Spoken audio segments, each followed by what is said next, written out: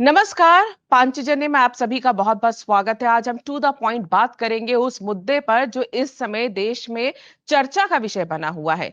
बात हो रही है ज्योति मल्होत्रा की, वो यूट्यूबर जिन्हें आईएसआई के लिए जासूसी करने के आरोप में गिरफ्तार किया गया है। एक सवाल सोशल मीडिया पर यह भी उठ रहा है कि उनके साथ-साथ कई और लोग भी गिरफ्तार किए गए हैं, तो ज्योति मल्होत्रा का ही नाम क्यों उठ रहा है? ये इसलिए महत्वपूर्ण हो जाता है क्योंकि ज्योति मल्होत्रा वो युवा चेहरा है जो यूट्यूबर है, इन्फ्लुएंसर जो इन्फ्लुएंस करता है। किनको इन्फ्लुएंस करता है? जो आज की यंग जनरेशन है। ट्रैवल ब्लॉगर है जिनको लोग फॉलो करते हैं और ये एक कल्चर तेजी से भारत के अंदर भी बाकी देशों की तरह बढ़ रहा है। तो क्या ऐसे इन्फ्लुएंसर्स को जिनको आप फॉलो करते हैं, वो देश के खिलाफ काम करते हुए अगर पकड़े जाते हैं, तो ये कितना गंभीर मुद्दा बन जाता है।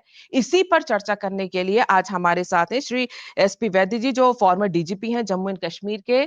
सर आपका बहुत-बहुत स्वागत है। नमस्कार तृप्ति जी।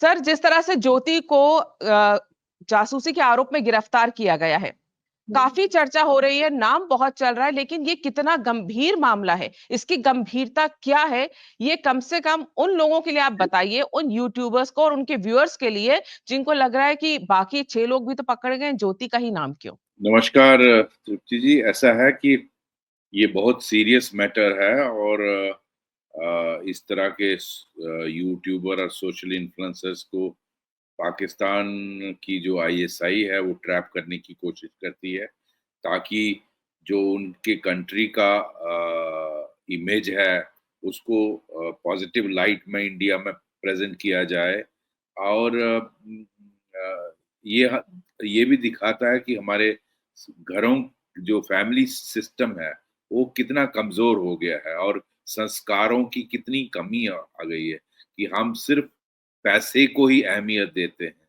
हम सिर्फ जो प्रलोभन है उसी को अहमियत देते हैं और आप देखिए पाकिस्तान आईएसआई का मुझे डाउट नहीं, मैं 35 साल से उनको देख रहा हूँ। उनकी जिस तरह की कारकर्दगी है वो सिर्फ यहाँ नहीं अपने देश में भी अ, इस तरह की हरकतें करते हैं क्योंकि मैं देखता रहता हूँ उनका सोशल मीडिया उनका मीडिया मेन स्ट्रीम मीडिया उसको भी देखता रहता हूँ। वहाँ भी जो मीडिया पर्सन्स होते हैं वहाँ की पाकिस्तान जो आईएसआई है वो कई बार उनको अगर वो उनकी लाइन को टो नहीं करें तो उनको अरेस्ट करती है।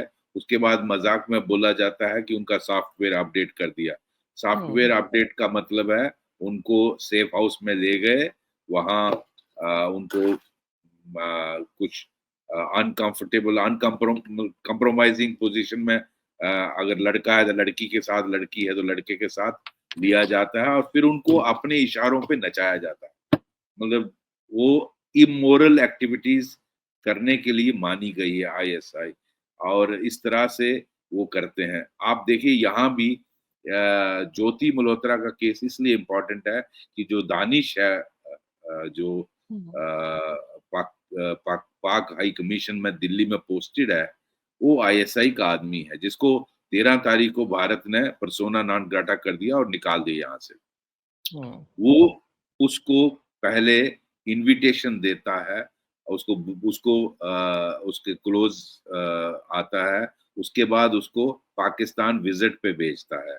पाकिस्तान का विजिट ऑर्गेनाइज करता है, वहाँ अच्छे होटल 5 स्टार होटल्स में ठहरने के इंतजाम, पार्टियां शाम को होती हैं, वहाँ बहुत सारे आईएसआई के लोगों से और लोगों से भी मुलाकात करवाई जाती है, उनसे इंटरैक्ट कराया जाता है और उसको कहा जाता है कि आप पाकिस्तान आइए, you are part of the delegation. तो इस तरह से उसको प्रलोभन देकर पाकिस्तान बुलाया जाता है।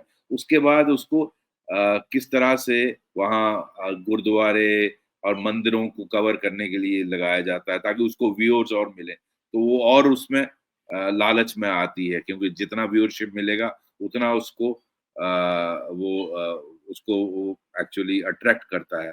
उसके बाद रिपोर्ट्स ये भी हैं कि ये उसके क्लोज भी आता है, उसके पैसे भी उसको ट्रांसफर करता है।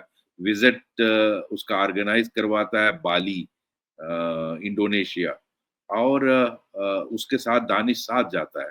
तो दानिश और इसका साथ जाना दिखाता है कि इसका मतलब है कोई वो इंटीमेट भी हुए थे। तो किस तरह से एक किस्म की लव जिहाद की जाती। ये आदमी मैरिड था, रिपोर्ट्स ये भी हैं कि अपनी वाइफ से भी मिला था। तो किस तरह से एक किस्म की लव जिहाद करके इस लड़की को ट्रैप किया जाता है और फिर पता नहीं, हमें अंदर की बात नहीं, वो इन्वेस्टिगेटर्स देख रहे होंगे कि इसको इस्तेमाल करके फिर वो जो उनकी हरकतें हैं आईएसआई वालों की, मैं जानता हूँ जम्मू कश्मीर में तो वो आर्म्ड फोर्सेस के लोगों को, पैरामिलिट्री के लोगों को, पुलिस के लोगों को भी फंसाने की कोशिश करते हैं हनी ट्रैप में। तो इस तरह की उनकी हरकतें रहती हैं। तो यहाँ बात हो रही है ज्योति मल्होत्रा, सोशल मीडिया और उसके साथ 16-17 लोग और भी अरेस्ट किए हैं, जो रिपोर्ट्स आ हाँ। रही हैं मीडिया में। तो इन सब को मैं समझता हूँ क्लोज़ली सर्विलेंस तो रखी होगी, तभी इनके बारे में कुछ डाटा मिला होगा और इनको अरेस्ट किया गया है। और इंटरोगेशन में इन जिनके नाम आ रहे हैं, इनको लिया गया है और इनसे और पूछताछ की जाएगी, इन्होंने क्या-क्या सेंसिटिव इन्फॉर्मेशन शेयर की है। और इसमें बताया गया कि व्हाट्सएप के साथ-साथ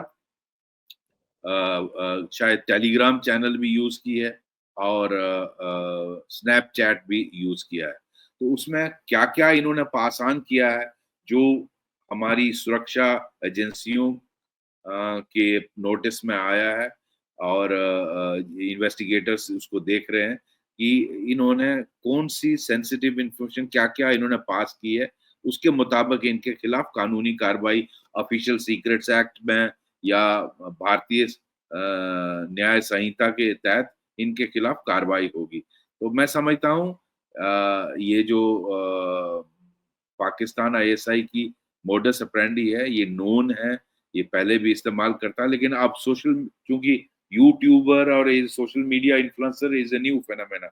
अब इनको इस तरह से पाकिस्तान यूज़ करता है। बहुत सारे आपने देखा होगा मीडिया हाउसेस को भी ट्रैप करने की कोशिश करता है, ताकि वो पाकिस्तान की इंटरेस्ट की स्टोरीज़ जो हैं, वो यहाँ सोशल मीडिया में या मेन स्ट्रीम मीडिया में डालें और यंग जनरेशन को इन्फ्लुएंस करें। और यूट्यूबर्स को भी इसीलिए लिया जा रहा है, ताकि वो पाकिस्तान को, जिस तरह आप देखिए ज्योति मल्होत्रा का जो इंटरव्यू ये बता रही थी, हुँ। ये जो बाइसरन वाला पहलगाम में जो अटैक हुआ, उस जी, जी, जी। पाकिस्तान की बात नहीं करती वो। वो बाकी हुँ। सबकी बात करती है कि उसकी भी गलती, सुरक्षा एजेंसियों की गलती, इसकी भी गलती है, लेकिन पाकिस्तान की बात नहीं करती। तो this is a way of floating a narrative कि पाकिस्तान, जिसके टेररिस्टों ने एक्चुअली धर्म पूछ के और एक-एक को टारगेट किया उनकी फैमिली के सामने, उसकी बात नहीं वो करती। तो ये एक तरीका है, देखिए किस सटल तरीके से नैरेटिव फ्लोट करना। तो ये सारा जो पाकिस्तान करवाता है, और इनफैक्ट मेरा ये मानना है कि दिल्ली में जो हाई कमिश्नर है, सॉरी हाई हुँ। कमीशन है पाकिस्तान का, उसको बंद ही कर देना चाहिए। उसकी ज़रूरत नहीं है। और जिस तरह की पाकिस्तान की गतिविधियाँ हैं, अब पीछे आपने देखा पहलगाम अटैक के बाद भारत सरकार ने बहुत सारे डिप्लोमैटिक एक्शंस भी लिए थे, जिसमें एक तो जितने पाकिस्तानी यहाँ आए थे उनका वीज़ा कैंसल कर दिया था, और जो स्टाफ है वो पहले ही 115 से 125 से कम किया था, शायद 55 किया था और 55 से फिर उसको हुँ। पिछली बार शायद 25 कर दिया था, 30 और कम कर हुँ। दिए। तो लेकिन वो तो अपॉर्च्युनिटी ढूँढते हैं भारत को तोड़ने की, भारत को नुकसान पहुँचाने की, उनका धर्म ही वही है। क्योंकि जब अगर आप देखें जो प्रेस कॉन्फ्रेंस उनका डीजीआईएसपीआर कर रहा था पाकिस्तान आर्मी का, पाकिस्तान आईएसआई हुँ। मीन्स पाकिस्तान आर्मी ही, क्योंकि उन्हीं के लोग आईएसआई को चलाते हैं। तो वो ओपनली डिक्लेयर करता है कि क्या जिहाद, तकवा, तकवा, जिहाद और पता नहीं फोर्थ वर्ड कुछ और था, ये हमारा हुँ। मोट्टो है। ये पाकिस्तान आर्मी का मोट्टो है, भारत को गज़वा-ए-हिंद करना, हुँ। भारत के खिलाफ जिहाद चलाना। जहाँ की आर्मी ये डिक्लेयर ओपनली करती है, उनकी ट्रेनिंग में ये है, और वही आईएसआई को मैन करती है। तो वो आप उनसे क्या एक्सपेक्ट करोगे? वो इस तरह की अपॉर्च्युनिटी हुँ। ढूँढते रहते हैं और हमें शत्रु बोध होना चाहिए। हमें पता होना चाहिए कि हमारा दुश्मन कौन है। अनफॉर्चुनेटली इंडिया में शत्रु बोध नहीं है। हमें पता होना चाहिए कि पाकिस्तान, उसके साथ-साथ चाइना, और अब मैं बांग्लादेश को, जो ईस्ट पाकिस्तान हुआ करता था, बांग्लादेश को भी इंक्लूड करूँगा जब से वहाँ तख्ता पलट हुआ है। वो भी भारत को तोड़ने की, भारत में टेररिज्म फैलाने की वो स्टेटमेंट देता रहता है। तो ये तीनों देश तो आपके ओपन दुश्मन हैं, और इसके साथ-साथ टर्की ने ओपनली साथ दिया पाकिस्तान का इस जंग में। तो शत्रु बोध होना चाहिए, और इन देशों की एम्बेसी में जो भी जाता है, बार-बार जाता है और इन कंट्रीज़ में विज़िट करता है, अगर मैं और आप भी जाएँ तो हम पर शक करना चाहिए इंटेलिजेंस एजेंसीज़ को कि क्यों बार-बार एसपी वैद वहाँ जा रहा है चाइना? क्यों एसपी वैद बार-बार पाकिस्तान या बांग्लादेश जा रहा है? तो ये देखना चाहिए। आई एम श्योर जी, उनकी। जी, जी। जी, जी, ज्योति के मामले में सर जैसे आप बता रहे थे ना कि ये पाकिस्तान भी गई, वहाँ से आने के बाद जो जानकारी मिली है कि चाइना भी गई, इसके व्लॉग्स पड़े हुए हैं। लेकिन सबसे जो गंभीर बात है इस पूरे मामले में कि वो जनवरी 2025 में पहलगाम गई थी। और ये शंका जताई जा रही है कि क्या पहलगाम से जुड़ी हुई कई सेंसिटिव इंफॉर्मेशंस क्या उसने आईएसआई को दी है। ये बेहद गंभीर इसलिए हो जाता है क्योंकि जनवरी में गई है और अप्रैल में आपने देखा कि किस तरह से पहलगाम का पूरा हादसा हुआ है, जो घटना हुई है। इस तरह के यूट्यूबर्स को सबसे पहली बात तो ये कि ये कैसे टारगेट करते हैं आईएसआई, जिस तरह आप बता रहे हैं, आप तो उनका मॉडस ऑपरेंडी अच्छे से जानते हैं क्योंकि बहुत ज्यादा फॉलोअर्स नहीं है इसके। 3 लाख के आसपास है, उससे ज्यादा फॉलोअर्स वाले कई यूट्यूबर्स हैं जिनके जो काफी फेमस भी हैं। किस लिहाज से ये पकड़ते हैं, टारगेट करते हैं, फैमिली बैकग्राउंड देखते हैं, उसकी जरूरतें देखते हैं, या किसको आसानी से ट्रैप किया जा सकता है, और मकसद क्या क्या रहते हैं? क्या पाकिस्तान के अपने व्लॉग्स के जरिए पाकिस्तान की अच्छी इमेज दिखाने की कोशिश है, या उसके पीछे कुछ और भी रहस्य हो सकते हैं इस पूरे मामले में? देखिए तृप्ति जी, वो देखते हैं कि आप की कमज़ोरियाँ क्या हैं? आपकी कमज़ोरी क्या लड़की है या लड़का है? आपकी कमज़ोरी क्या पैसा है? आपकी कमज़ोरी क्या एक्सपेंसिव गिफ्ट है? आपकी कमज़ोरी क्या 5 स्टार होटल्स में स्टे करना है? आप तो जिस तरह की इसकी फैमिली दिख रही थी, मुझे लगा काफ़ी गरीब घर से थी ये, और ये उन्होंने इसको स्टडी किया होगा कि ये, देखिए अब आपने कहा बहुत सारे यूट्यूबर हैं जिनके फॉलोअर इससे भी ज़्यादा है। लेकिन हर आदमी ट्रैप में नहीं आता ना। हर आदमी उनकी एंटाइसमेंट में नहीं आएगा। तो वो यही ढूँढते रहते हैं कि कौन उनका काम कर सकता है, और इसलिए वो बहुत शार्प नज़र रखते हैं। इसलिए वो आपको बारी-बारी, इसको आपने देखा, इसको बुलाया था एम्बेसी में, पार्टी में, वहाँ हम्म। शायद उसकी उसकी पार्टी थी। 2 अ, बार बुलाया सर, एक बार नहीं, एक पिछले 2024 में भी बुलाया, इनका जो पाकिस्तान दिवस होता है या उसमें, और दूसरी बार अभी 2025 रमजान की इफ्तार पार्टी में भी या बुलाया। और रमज़ा रम बाकायदा बाहर मेरे एक महाशय यही दानिश साहब खड़े थे, उनका स्वागत करने हाँ, के लिए अंदर हाँ, लेके गए। इतने साल करेक्ट, मीडिया में रहने वाले बड़े-बड़े जर्नलिस्ट को वो प्रिविलेज नहीं मिलता है जो एक यूट्यूबर को वहां पर यूट्यूब। पाकिस्तानी हाई कमीशन में मिल रहा था। तो मुझे लगता है उन्होंने स्टडी किया होगा और इसको बुलाया 2 बार, और इसको देखा कि ये क्या वल्नरेबल इसका है, क्या ये हमारे काम की चीज़ है, क्योंकि उन्होंने यूज़ एंड थ्रो करना होता है। उनको कोई किसी से परमानेंट रिलेशनशिप तो बनाना नहीं है। तो यूज़ एंड थ्रो उन्होंने देखा कि हमारे काम की है, हमारे काम आ सकती है। इसलिए आपने देखा किस तरह दानिश इसको कंडक्ट कर रहा था, और केक कटवाया साथ में, तो उसको इतनी इम्पोर्टेंस मिली, और किस तरह इसका टूर ऑर्गेनाइज पाकिस्तान में 2 बार करवाया, 1 बार रिपोर्टडली बांग्लादेश भी गई है, और फिर बाली गई है उसके साथ। उसके साथ बाली जाने का मतलब है you have physical relationship, you are a girl and boy are going there, though he is a hmm. Married person, but उस वहाँ इस्लाम में तो 4 शादियाँ अलाउड हैं, कोई दिक्कत नहीं है। उसने अपनी वाइफ से मिलाया भी है इसको, शायद उसी ने इसको एंटाइस किया हो, क्योंकि वहाँ तो 4 शादियाँ वैसे लीगली पाकिस्तान में हर आदमी करता है। तो इसको अपने पति के साथ ये वो वहाँ दानिश के साथ जाती है, बाली में, इंडोनेशिया, 4-5 दिन रहती है वहाँ। तो ये क्या दिखाता है? तो दैट मीन्स उन्होंने इसको फिर फिज़िकल रिलेशन किया, और इसको क्या पता है सीसीटीवी कोई वीडियो बनाया हो और उसको फिर देन वो इशारे पे नचाते हैं। फिर वो अगर उनके हाथ एक बार ये आ गया, तो फिर वो आपको अपने इशारों पे नचाएँगे कि थ्रेटनिंग कि अगर आप नहीं करोगे तो हम रिलीज़ कर देंगे। इसी तरह आपका जो सवाल था पहलगाम गई है। पहलगाम जनवरी में गई है। देखिए वो इसने मैंने इसीलिए ट्वीट किया था कि क्या ये कोइंसिडेंस है या इसको देखना चाहिए इन्वेस्टिगेटर्स को। ये वहाँ गई, इसने वीडियो लोड किया क्या? किसको भेजा इसने लूड वीडियो वो देखना चाहिए आईएसआई के किस बंदे के पास गया है। आफ्टर ऑल नंबर से पता चल सकता है। इंटेलिजेंस हुँ, एजेंसीज और investigators can find it out और क्या वो एक किस्म की रैकी थी क्या? ये सारा देखना चाहिए। लेकिन एक व्यू पॉइंट ये भी है कि पहलगाम का वीडियो तो कोई भी बना सकता है, कोई भी यूट्यूबर बना सकता है या कोई थर्ड पर्सन से भी बना हुँ, के वो ले सकते थे।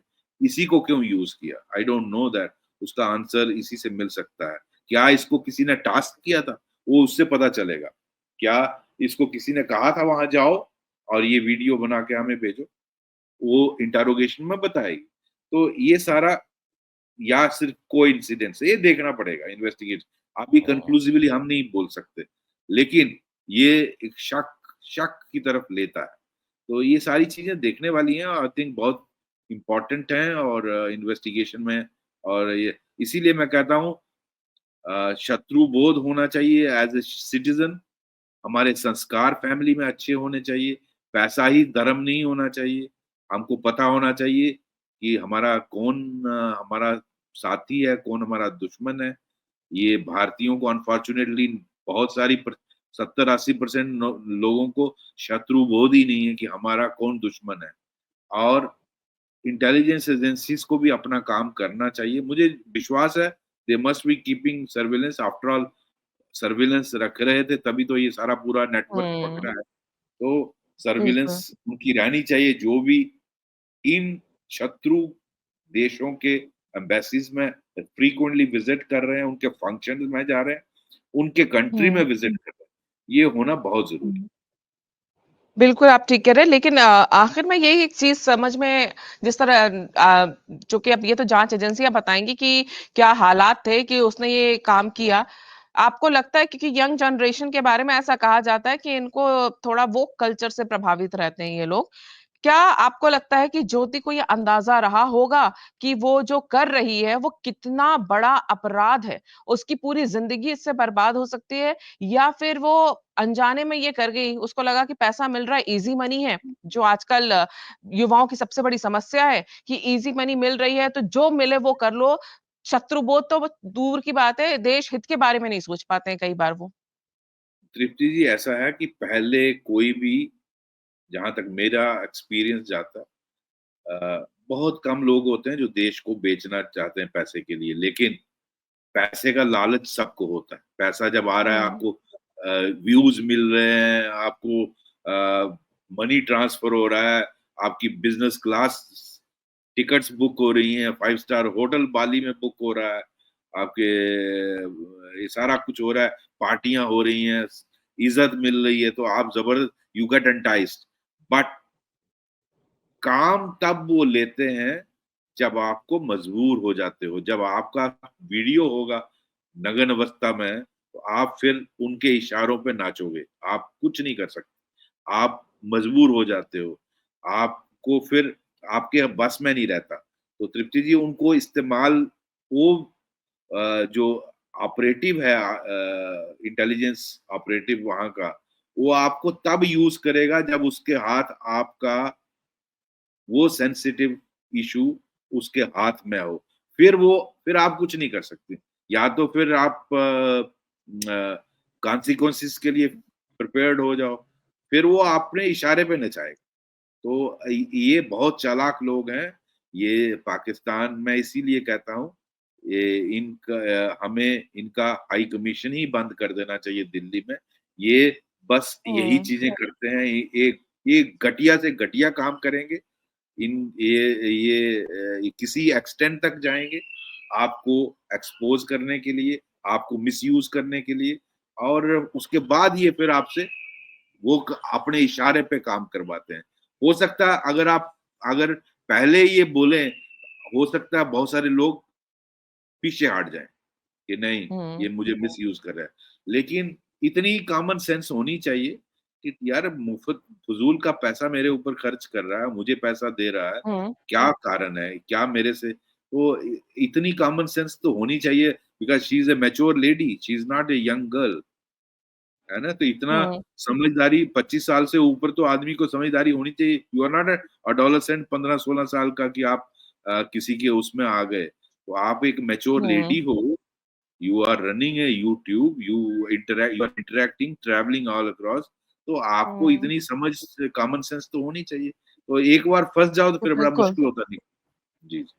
बिल्कुल ठीक कह रहे हैं। और आखिर में आपको लगता है क्या कि अगर ये ब्लैकमेलिंग का कोई मामला हो और देशद्रोह का अगर केस चलता है तो उसमें ज्योति मल्होत्रा के ऊपर कुछ रियायत बरती जा सकती है, या ये ऐसा केस है जिसमें कोई सवाल ही नहीं उठता देश के खिलाफ काम करने के लिए, चाहे मजबूरी का कोई भी रही हो? देखिए, उसका एक ही कंडीशन होती है, अगर वो अप्रूवर बन जाए, वो I think hmm. Intelligence investigating agencies decide करेंगी। अगर वो वाइटल क्लूज दे दे और केस में इम्पोर्टेंट क्लूज दे दे और अप्रूवर बन जाए, उस केस में थोड़ा उसको अदालत के सामने पेश करके वो किया जा सकता है, थोड़ी रियायत दी जा सकती है। Otherwise she is gone for a long term in jail. This is against bill the nation. या हम्म। जी हाँ, लंबी गई। बिल्कुल गंभीर आरोप है वैसे ये। और इसकी जांच होगी, सच सामने आ जाएगा। और सबसे ज्यादा तो मुझे लगता है कि गंभीरता और तब बढ़ जाएगी अगर बाकी और जो पकड़े गए हैं उन इनका आपस में कोई कनेक्शन निकल जाएगा, तो एक बहुत बड़ा मेरे ख्याल से कनेक्शन अगर निकलता, नेक्सस सामने निकल के आएगा जासूसों का, अगर ये सब कुछ सामने आता है। लेकिन इस पूरे मामले से जिस तरह से वैद सर ने भी बताया, जो सबसे बड़ी बात यही है कि जो देश के युवा है, जो कि यूट्यूब में देखते हैं, जिनको फॉलो करते हैं इन्फ्लुएंसर्स को, उनकी हकीकत जानना बहुत जरूरी है।